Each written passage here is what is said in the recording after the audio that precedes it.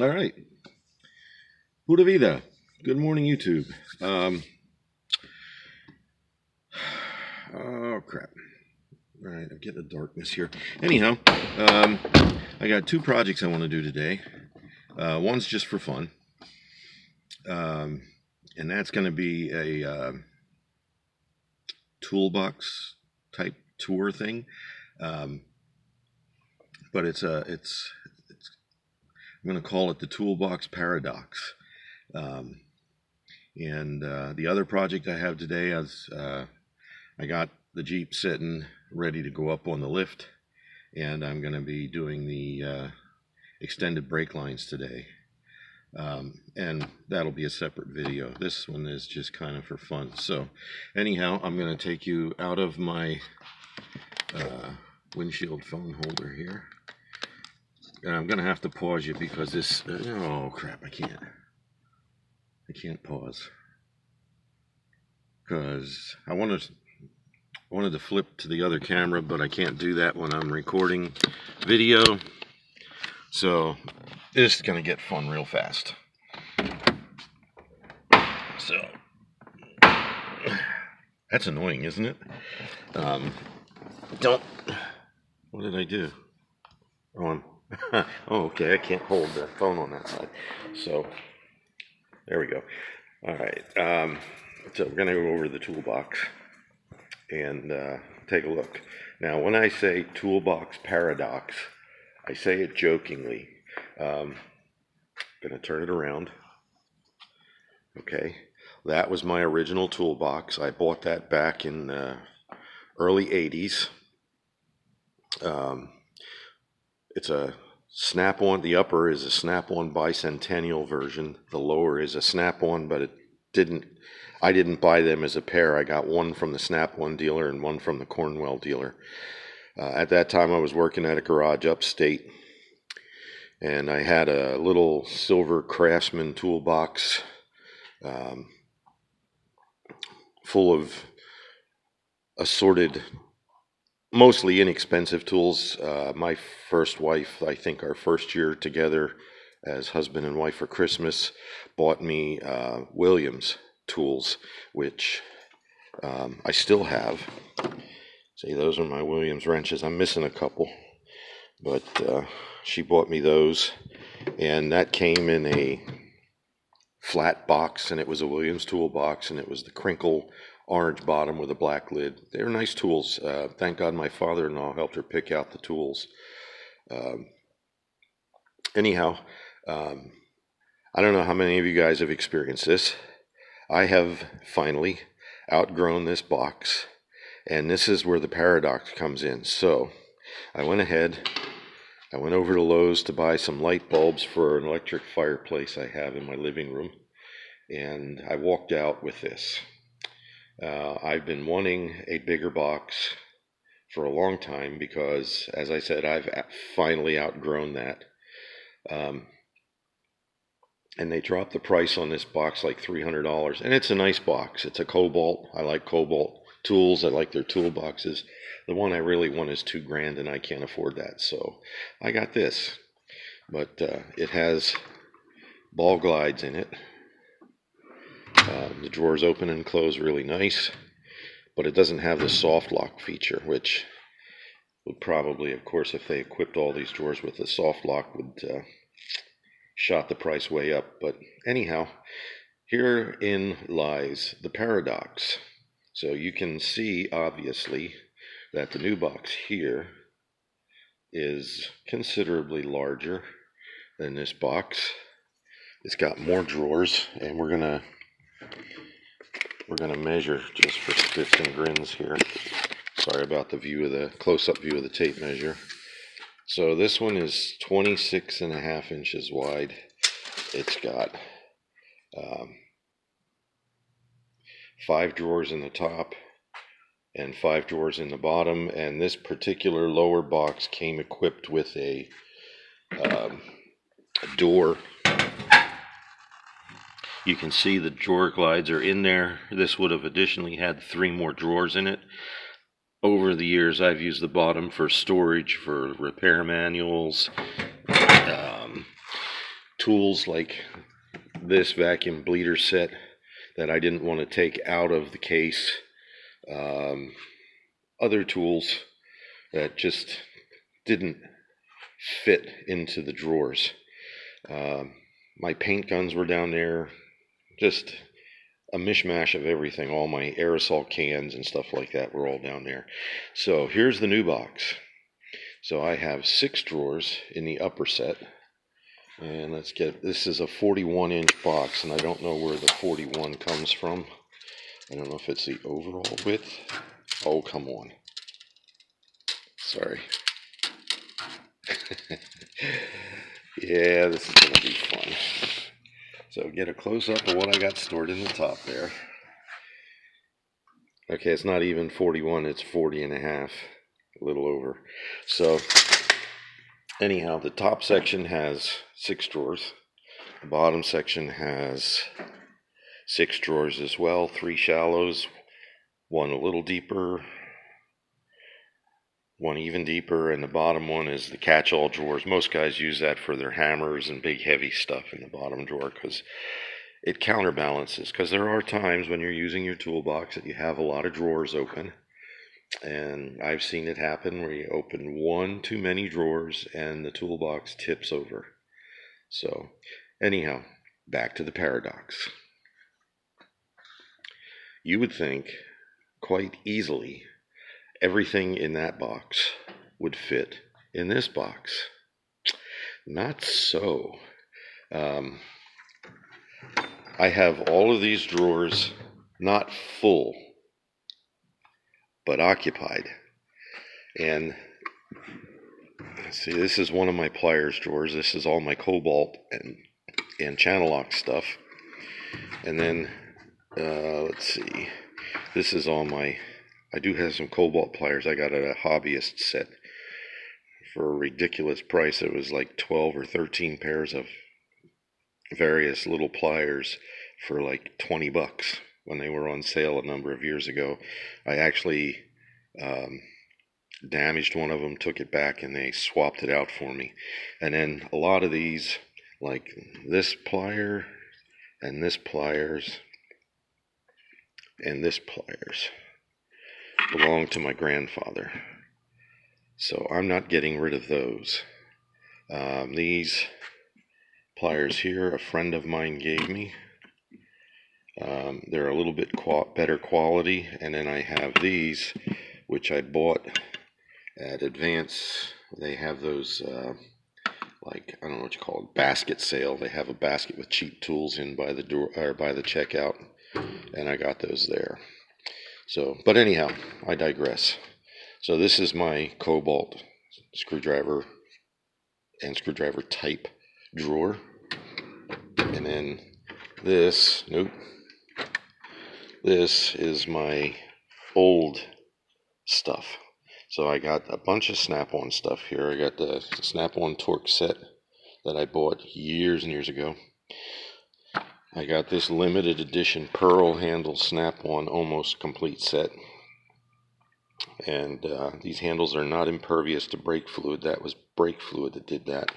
And of course the smallest one is missing, and good luck trying to find one of those. I actually bought a new Snap-on screwdriver. And then the others are, the other good ones are my SK stuff. And then these you get at any hardware store for like $1.99. They're a multi-tool. I used to get them for the guys at the garage for Christmas every year. They loved them. Because, you know, if you lost a bit or broke a bit or broke the thing, who cared? You know, it was a $1.99 tool. And the nice thing about these is it's not just screwdrivers. You can use this as a nut driver, and then of course the other side is a different size. This one I think is 1/4 inch, and the other side is 5/16, which works great for radiator hoses. And because with the bit out, it's relatively short, it works great for radiator hoses. So I also have all my Allen wrenches. Now a while back I got some cobalt stuff. I got a cobalt set of these T-handled Allen wrenches.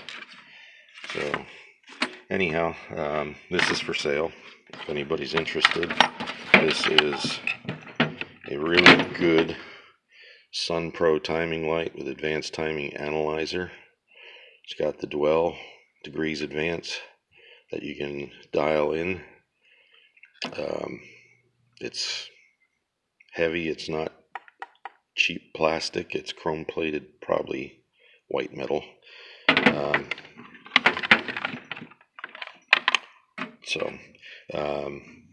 Don't really have a use for that anymore, since most cars you can't reset the timing on it anyhow. Most modern cars. So why do I still have tools left in this box? And this box, all the drawers are in use. Well, I got all my cordless tools up here, and they were spread between this drawer and this drawer. So they're in the top, which I have a top section here, and clear it out quick. Just gonna throw that down there. Put my new cobalt tape measure back there. This is my vacuum brake bleeder that I may or may not be using later on. I'll address that in the next video. So, alright, here we go. I don't know what to do with all of this stuff. These are all sockets. Some of these are sockets that I inherited from my dad over the years. Some of these are what I have left of the Williams set that my first wife bought me for Christmas the first year we were together. Some of these are the Williams. These, believe it or not, are Industro. Anybody ever heard of Industro tools? Throw a thumbs up down there. So this is where the paradox comes in. Finally, get to the point. When you're transferring, wrong place to start. So this box, been using for 30 years or more, right? And I have had tools. Every time I buy new tools, I find a home for them. I jam them in, and a lot of the organization was out of this box. Don't get me wrong. If you were to ask me for a tool, and I know I have it, I could tell you exactly in that box where it was. But things got packed in. And of course, once you reach a certain threshold, a box that size, you're going to lose your organization. So you got to start rooting for stuff. Now, when you upgrade to a bigger box, as you're transferring your tools into your new box, your instinct is to do this. Okay. And to do this. And to do this. And to do this. In other words, you're organizing it as you're taking out your tools out of your old box and putting them in your new box. You're organizing. And you're not going to pack them in your new box as tightly as you had them packed into your old box. And sooner or later, you get to the point where I am now. I have all of these tools that are still in the old box that I cannot find a home for in the new box. So there you have it, the toolbox paradox. There are some tools in this box that are not going in the new box. All of these will be going in the new box. This one will. Probably all these double offset box wrenches will. This will. But the majority of these tools in the back, these belonged to my grandfather when he was a line mechanic for Cadillac, and somehow or other I ended up with them. And as you can see, this got loaned out to somebody, or somebody borrowed it without asking me, and this is what happens. These are old tools. Let's see. like something like that. Bonnie, made in the USA. Okay, now I don't really have a use for little stuff like this. For these older tools, they're not ergonomic, they're not as robust perhaps as some of the newer tools. And so I have no way to replace them when they're gone, so they're going to go into probably back into like a little Craftsman's, one of those Craftsman silver handheld toolboxes. Carry, like you take into the salvage yard when you're going after parts. Um, those will be going in there. Um, all those extra Allen wrenches will be going in there. A lot of these sockets. Some of them will be finding a home in the new box, but not all of them. And then you have these specialty sockets. This is actually a snap-on. That's for the top of your shock absorber. That holds it, although I wouldn't trust it. Oh, I found it. I found the tool. Oh, I can tighten up that nutsert in the bottom of the bumper for my fog lamp. Cool beans. So as soon as I get this box cleaned out, it's going up for sale. I'll get it, and when I say cleaned out, I don't mean just all the tools removed. I mean cleaned out. So it'll look a lot nicer. I mean, it is what it is. It's 30. Well, the top box was made in 1976. So there you go. That's a long time ago. So, I mean, it's got a lot of miles on it, a lot of tools in and out. Well, this is the other thing I have to find homes for. All my files and various drifts and punches, and those are going in the garbage. They're junk. I bought those at a parts store for doing snap rings. They are marginally useful. But I plan on replacing them with much better tools. So anyhow, I'm going to leave it off there. That is the toolbox paradox. You guys have ever run into the same thing? I mean, I see a lot of toolbox tours on YouTube, and I just started watching one for a guy that was like over an hour long, and he's a bigger guy. And when I say bigger, I mean like a linebacker bigger, not like, obese or anything like that. He was just built like a linebacker. He's a diesel mechanic, and he had this box. It was a snap-on box. It was an odd green, like a military green, I think he said, and it was at least, the main part of the box was at least twice as long as that. And then he had like a vertical cabinet on the one end, and he had another, like, with two wheels on it on this end. I mean, the thing was just enormous. And I was 45 minutes into watching it, and he had only gone through the top of the box. I think he was only through like 4 drawers or 5 drawers. So huge tools in there. I mean, diesel mechanics, their tools are big, so I understand the necessity for a giant box like that. But at the end of the day, he probably paid more for that toolbox than I ever paid for a new car. Just saying. So I'm not a brand whore. I do like the Cobalt tools. It's nice having uniformity in your toolbox. I get that. But when I bought this box for $500, one of the ladies that worked at Walmart didn't know they were there at that price, and she had just bought a brand new Snap-on box for her son that wasn't even as big as this one. And she said she paid $5,000 for it. Now, I find that hard to believe. First of all, that Snap-on would charge that kind of money. Second of all, that somebody would pay $5,000 for a toolbox this big. If you're just starting out, this is just a little bit of advice here. If you're just starting out as a mechanic and you're a DIYer, well, it doesn't matter if you're a DIYer or you're starting out. working in a shop, you went to Lincoln Tech or someplace like that, you got your certifications and everything. Don't spend a fortune on your tools. Buy lifetime tools, but you don't have to spend the premium price for like Snap-on tools, or even Snap-on isn't what it used to be. Craftsman isn't what it used to be.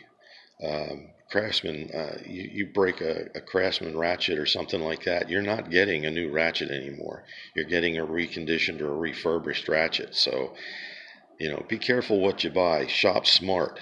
Not, brand loyalty is fine when they deserve it, but Pittsburgh tools are lifetime, and you can say what you want about Harbor Freight. There's good stuff and there's bad stuff. Do your research. Do your homework. Check out the stuff at Harbor Freight that's good, and the stuff that isn't, don't buy it. But I buy a lot of Harbor Freight tools, and you'll find them in these two, or for now in both these boxes. But a lifetime warranty is a lifetime warranty. And the biggest gripe, aside from the price of Snap-on tools that I have, I'm going to turn this thing around now. The biggest gripe that I have with Snap-on tools today, aside from the price, is the fact that you have to wait if you want them, unless you're buying them online, and you're still paying the same price online as far as I can tell. But you have to wait for the truck to come when you break a tool. With any other brand, aside from those that deliver like Matt and Matco and Cornwell, and I don't even see a Cornwell truck in this area, you have to wait for them to show up. And most places, if you're lucky, they come around once a week. You're turning wrenches for a living and you're depending on your tools to earn your income. Me, when I was doing it, I didn't have a week to wait. If my tool was broke, I had to cut my car and go to the store and buy a new one. They say, oh, well, you just have spares. Well, that's fine. There's nothing wrong with spares, but, I was going to show you an example, but let's just say for an example, you like Snap-on. That's fine. Snap-on ratchet, just a regular 3/8 ratchet, $110. A spare is going to cost you $110. I can go up to Harbor Freight and I can buy a Pittsburgh ratchet for $10. That's $100 I can spend on groceries or gas or, upgrades to the Bumble Jeep back there. $100 is $100. I can have 2 or 3 or 4 for $110. I can have 11 Pittsburgh ratchets. That's a lot of spares. I don't need that many ratchets. I mean, some guys do, but I have specialty ratchets. I have short ones. I have long ones. I have regular size ones. But when you're starting out, you're going to pay multiple thousands of dollars for a new Snap-on box. You're going to pay so much more for their tools, and which is fine if you can afford it and that's what you want, go for it. But when you're just starting out turning wrenches, and I know a lot of young guys are starting a family, they got a mortgage on their house, they got a car payment, maybe you're putting your kids through private school, whatever. That is a heavy premium to pay, because while they don't, sorry, I can't keep wanting to grab that side of the phone. While they don't, you don't normally have to pay the full price up front. They make a payment plan for you. It's still a payment, and those tools are still not yours. I've seen horror stories where guys can't make the payments on their tools, and Snap-on will come along and bye-bye box, bye-bye tools. And to be fair, most of the time when they do that, sorry, didn't like the shadow. Most of the time when they do that, they'll take, like, say you got a $10,000 box and you got 50 grand worth of tools in there and you owe them $10,000. They're only going to take $10,000 worth of tools. but that's $10,000 worth of tools out of your box. $10,000 would buy a lot of tools anyplace else, aside from the tool trucks. And I understand those guys got to make a living. I get that, and I'm not trying to put anybody out of business, but let's be real. $5,000 for that size toolbox, just because it says Snap-on it, really? Really? What is in that box that's worth $5,000? Um, Worked with a guy that bought one of the long ones. All he had was the bottom section, and it was I don't know, 72-inch, I think it was. And it had the ball glides in it, and the soft close, and it had the lock thing underneath the handle where you had to slide it one way or slide it the other way to pull the drawer open. And that's nice. I mean, hey, I'm a fan of those soft close drawers and the ball glides, because, that's nice to be able to open that drawer and have it slide. This is the old Snap-on, and I don't know if you can tell, but that's pulling pretty hard. And, so I get it, but be smart. Spend your money wisely. There's so many other things that you can spend the money you save on affordable tools. And like I said, a lifetime warranty is a lifetime warranty. It doesn't matter what the name is on the tool, whether it's Snap-on or Pittsburgh or whatever. A lifetime warranty is a lifetime warranty. So there you go. That's the toolbox paradox. This thing ran way long. So we're going to call it quits here. Everybody have a great day, and God bless.